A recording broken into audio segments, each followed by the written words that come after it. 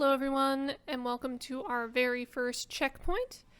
We want this to be a podcast-like video where we provide an update on what's in store for JointPoint Studios and reflect upon our first full feature game, Alpaca Rancher.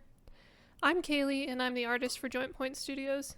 And I'm James, and I do the programming for JointPoint Studios. Let's start by discussing Alpaca Rancher. So it's been about 3 years now since we came up for the idea for Alpaca Rancher. I don't remember what the initial story was for how we came up with that idea. Yeah, it was mainly we wanted to make a game, and I think you were really into alpacas at the time. Mm-hmm. So you're like, how about we kind of care for alpacas and like pull them around and stuff, and that was the time I put that really basic prototype together where you'd pull the little cubes around with a rope, and then that's kind of what started the Alpaca Rancher game cycle. Yeah. It was very loose. We didn't have like a development document or anything like that, or we didn't have any real idea of what the game was at that point. Yeah, I think the funniest thing about Alpaca Rancher was that we thought it would be a quick game to make, but then we got a lesson in overscoping because we didn't plan out our game at all. And then we just kept adding more stuff to it, and then the project just kept getting more and more out of hand.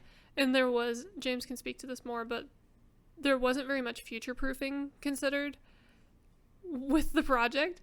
So we were just tacking systems on top of systems that hadn't been planned for, and when we would make System 1, then we hadn't considered what System 5 would mean, so then you had to change System 1, and then instead of changing it, you'd like add something on top.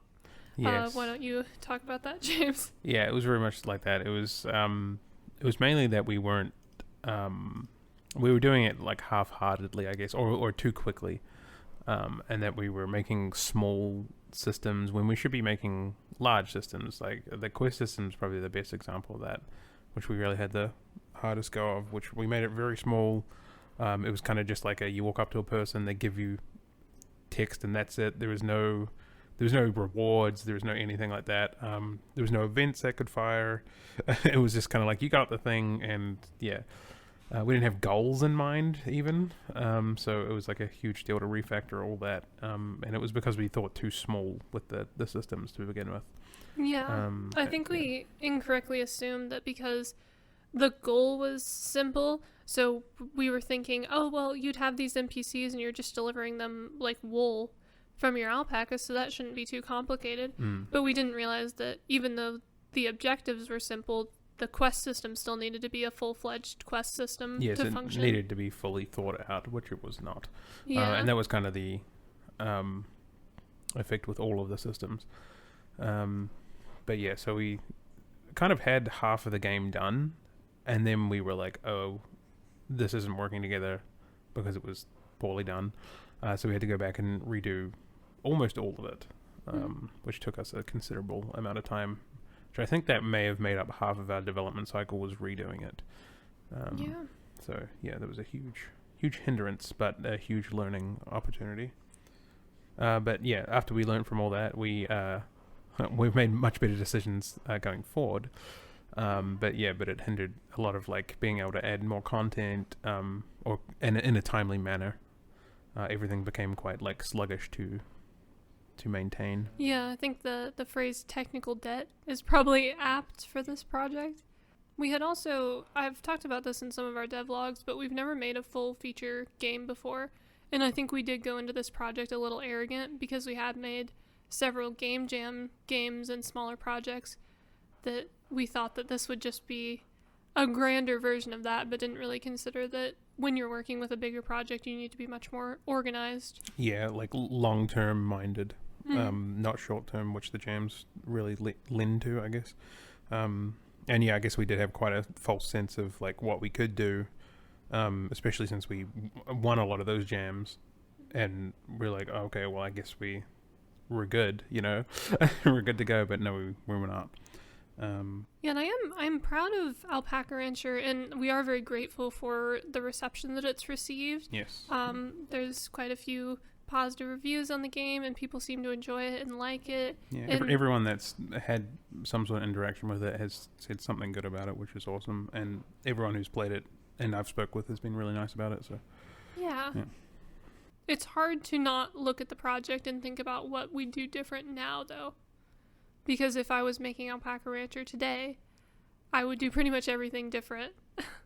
Oh yeah, all the system work and all that, it would be much different. Yeah, we didn't use a 2D bone system, which we probably should have. I hand animated everything in the game, and while there was some art reused, like for example, the character bases are reused for the NPCs, so that cut down a lot on animation, and all the alpacas have the same base animation, so I just had to like change the way that they look. So there is some optimization with the art, but optimization really isn't the best word to use for that, because I think there's a lot of better ways that I could have done it. And it really does come down to whenever we were faced with a system, and we didn't have the wisdom to see this until now, because if it had been laid out as clearly as I hopefully will lay it out, I think we would have made different choices. But whenever we were making a system, we would just kind of kid ourselves into thinking it was a smaller system than it was, and then we'd take shortcuts to make the system as quickly as possible, essentially, and then we'd have to go back and double back on our work and redo parts of it. Yeah, and a lot was also learning the engine we were using, because we'd never used that engine before, which is the Godot engine, and we were using a relatively old version. At the time, I think the 4.0 engine had just released, but we were still using like I think it was 3.2 or 3.3 at the time, and then we eventually upgraded to 3.5 or 3.6, I can't remember. But we eventually got some of the newer tech that was in 4 that got backported, which was good. But yeah, we had a lot of limitation with the engine as well due to that. And my limitation of actually knowing the engine was a big deal.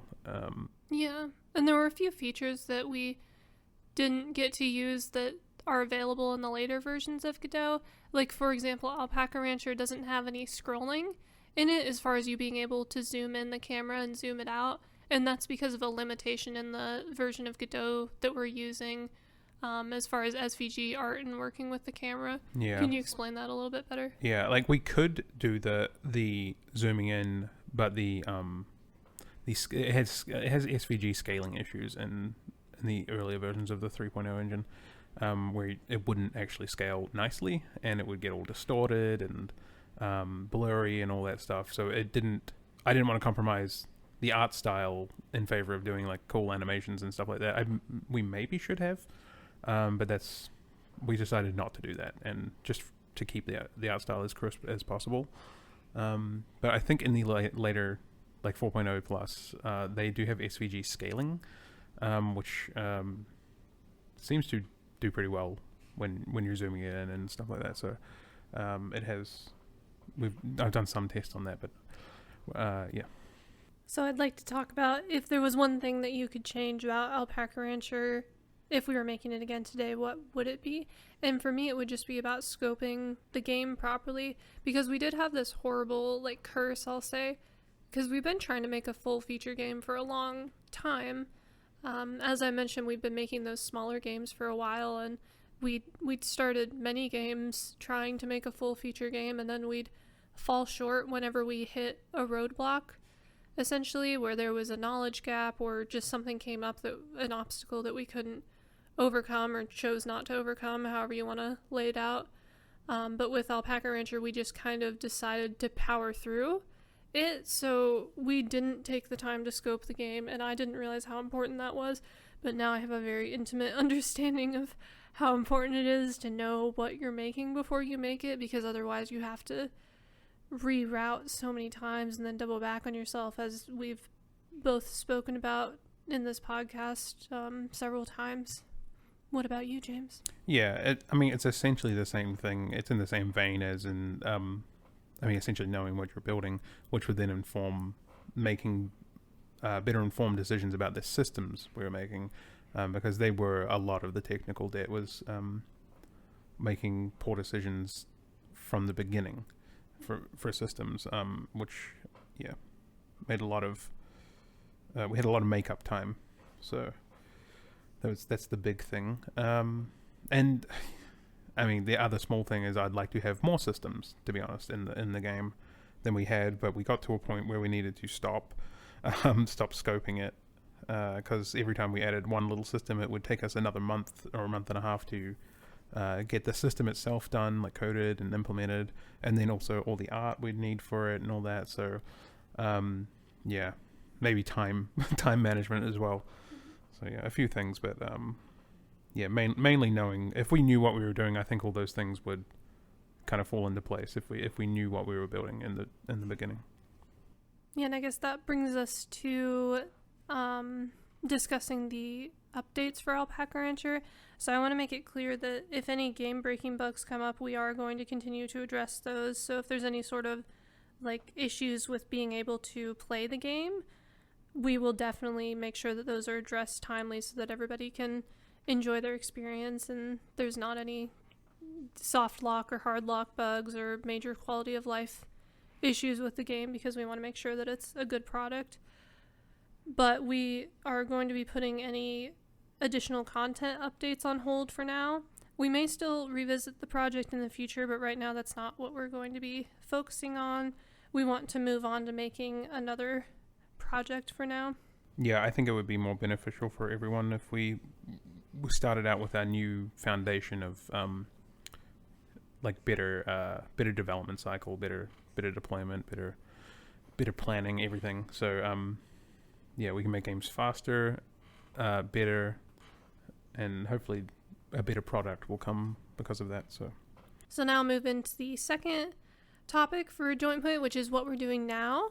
So we've been working on a few things. I guess we're working on a new project right now, and I'm trying to think how much we want to disclose on that project at this time, but it's going to be very different from Alpaca Rancher. We're trying a completely different type of game. It's going to be a story-rich game, and it's based in space. So that's your little teaser.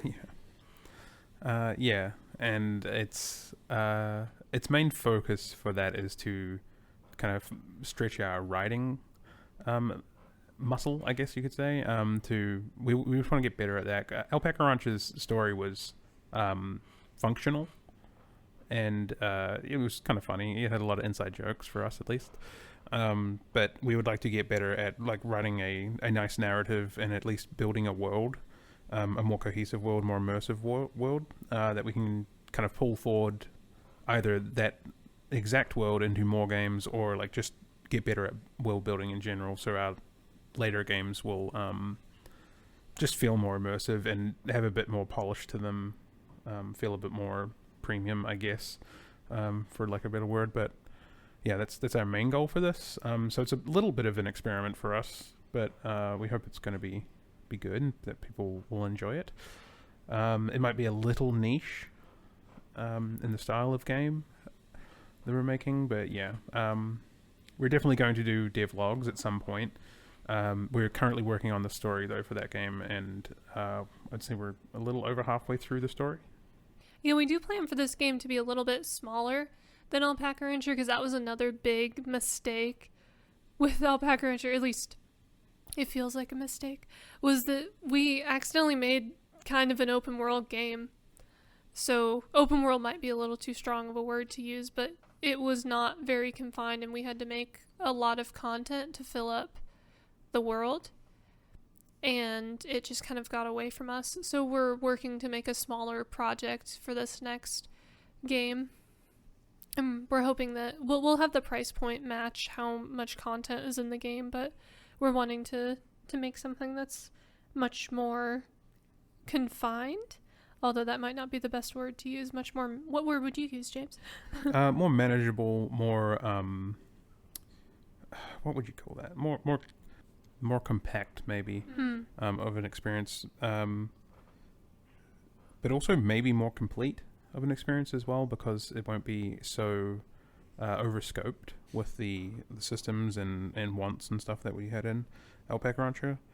Because we did like there was a lot of the systems in Alpaca Rancher that we added in right at the end, like riding, cooking, and a couple other things, which feel like they should have been there from the start, which again is just planning. But yeah, hopefully this next one will just be smaller in scope, and yeah, which we think it is. We're confident with the timeline on this one too, especially with having a reference point such as Alpaca Rancher. So Yeah, in this game, we took the time to plan out all of our development tasks and outline exactly what we're going to be doing with the game, and then outline what the versions are going to be. So we have a much clearer picture of where we are in the development cycle, and we feel much more on track, and there's not as many surprises. yeah, and along with that, we've opted to go for more like internal tools as well. So I've built more tools for that. I did build some for Alpaca Rancher, but not until right at the end, which was a mistake overall, because they helped automate some processes that if we had those in the beginning, we would have cut down on time. And now that we have those from the get-go for this game, they're very helpful, very efficient, and yeah, we just feel on track, which is nice. It's we don't feel like we're overloaded. We don't feel like we're overscoped currently. Yes, it feels like there's an end. But as James said, we are planning to do devlogs. It's just hard at this point because pretty much 95% of what we're doing is writing. So it's hard for me to picture how that would go into a devlog. So I think that we won't be doing devlogs until we're actually putting together the UI for the game and tying everything in. But while we're in this story writing portion, there's not really much to report in a devlog because it would just be, so we're writing again this week, and that's not super exciting. I also don't want to go through the document that we're using because I think that would be spoilers, and it would also be kind of confusing, and I just don't think it makes for very good content for a devlog. But we have roughly planned out what the devlogs are going to look like, and we think that we'll either have one giant one for the whole game, or we'll have 2 or 3 that outline the game coming together after the story's been written. Yeah, it's definitely hard being all narrative at this stage. Yeah, and then for the future beyond the future, this is very tentative because obviously we're not finished with our project that we're working on now. So what's in the future is just what we want to do, but that could change. But we're hoping that our third full-length game will be a co-op game. Yeah, we're going to attempt to get into the multiplayer space with that. And it'll be my first time doing anything multiplayer, so I have a lot to learn with that. So I don't want to like commit to saying we're going to do that before I learn the needed skill set, which I've been dabbling with, and it doesn't seem too difficult, but I'd also like it to be seamless and easy for players to use. So once I get to that stage, we'll definitely be making co-op games. And yeah, we would like to return to the cozy genre, I guess.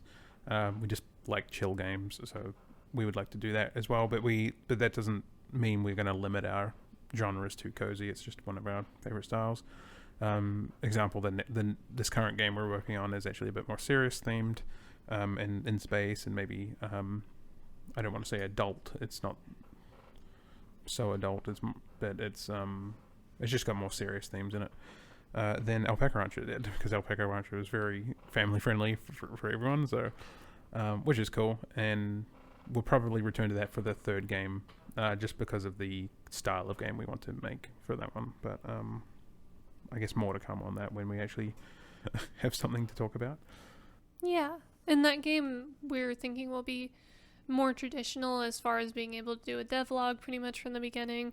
We haven't decided if we'll have story through it, but we're thinking based on initial discussions it will be less story heavy, and it may have a story through it kind of like Alpaca Rancher did, but it'll be a light casual story that you can do with a friend. Of course, that's assuming that everything goes according to plan, but there's still a lot that we're discussing and workshopping for that game, and we're also not spending too much time on it presently because we're working on our current story heavy projects. So we're excited and looking forward to the future on that, but we haven't fully fleshed out what we're doing with that. And again, the purpose for this current project that we're working on is to build a at least immersive, interesting world. Hopefully, it may not be extremely interesting for this first one, but we hope it's at least interesting to some. But we'd like to expand on that world in future games as well. So maybe even bring the same world into another style of game would be the goal for it. But yeah, and with the third game, I guess we'd want at least like interesting characters. And I think writing this game, we've had a lot of chances to do character building and creation like that, and they're much more interesting than Alpaca Rancher was. They were all kind of a lot of the people in Alpaca Rancher were the same character. Yes, when we were writing the dialogue for that, we started almost every line with "Oh," and that's how we wrote that. Which I think, because we had one game jam game called Bad Cat that was a sort of funny, quippy kind of dialogue, and people seemed to like that, and that is what's most comfortable for us to write. But it lacks a certain level of depth. It works, and James was right in saying that it was functional, but yes, we would like to try and write something a little bit more serious. Yeah, and then even when we come to making more like this less serious and funny, it'll still at least be more cohesive and feel like you're actually in a world. So that's our main goal with it. And I think I'm foreseeing that'll take us like a long way with our worlds in games, and I think it's beneficial to kind of focus on that now and get that out of the way. So we have a tool in our tool belt. Yeah, and I do think where we feel most comfortable is that comedic area and that light area and maybe a little bit of sarcasm. So like James was saying, I think we do want to return to that, but still have story and depth and a light, with a light tone to it. The main inspiration for us working on this story game that we're doing now is that James and I have been long admirers of sci-fi. Star Trek is our favorite series. We love The Next Generation, we love Deep Space, and we love Doctor Who. And I have just been in awe of writing, and I've always wanted to be able to write a story that was impactful and meaningful. So we hope that our next project will be able to accomplish that, at least in some capacity. I don't have delusions about it being, a life-changing story that's the best thing anyone's ever read, but we're hoping that it will still be impactful for what it is and be a good product. At the very least, entertaining. That's my main goal with it. If it's entertaining to play and listen to / read, then I would say that's a success. But yeah. So the final note that we have is on Alpaca Rancher again. So we will be releasing our original soundtrack songs that were composed and created by James here. We'll be releasing those to YouTube for everybody to enjoy. We're also working on and by we I mean James, working on the original soundtrack for our new game. We already have a couple of songs in the works, and we're excited for this one as well. Those are all the topics we wanted to cover, so thank you all so much for listening and for following our progress here at JointPoint. We hope that you're excited to see what we come up with in the future and what we release. Feel free to leave a comment for us or reach out to us if you have any questions. And we look forward to seeing you in the future. Thanks, everyone. Bye.